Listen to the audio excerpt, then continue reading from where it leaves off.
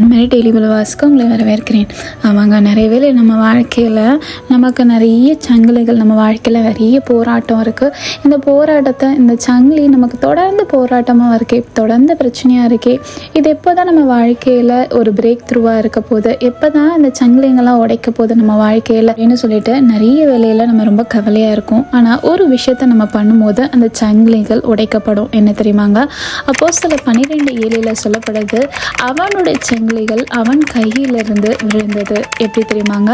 பேதுரு சிறைச்சாலையில் இருக்கும் போது, சங்கிலிகளால் கட்டப்பட்டு இருக்கும் போது அவனோட சங்கிலிகள் உடைக்கப்பட்டது. எப்படி தெரியுமாங்க? பேதுரு ஒவ்வொரு காரியத்திலுமே ஆண்டவரோட இருந்தான். ஆண்டவர் பேதுருவோட நடந்தனால தான் ஒவ்வொரு காரியத்திலையும் அவன் ஜெபத்தில் இருந்தான். ஒவ்வொரு காரியம் செய்யும் போது இந்த காரியம் ஆண்டவருக்கு விருப்பமா இல்லையா, இந்த காரியம் எப்படி நடக்கும்ன்றது எதுவுமே அவன் கவலைப்படாமல் ஆண்டவர் எல்லாத்தையும் பார்த்துப்பாரு அப்படின்னு சொல்லிட்டு ஒரே ஒரு நோக்கம், ஆண்டவரை மட்டும் பார்த்தா. நம்ம வாழ்க்கையிலும் நிறைய வேலையில் நம்ம ஆண்டவரை ஃபோக்கஸ் பண்ணாமல் நிறைய இடத்துல உலகத்தை பார்க்குறோம், நிறைய கடன் பிரச்சனையை பார்க்குறோம், மனுஷங்களை பார்க்குறோம்.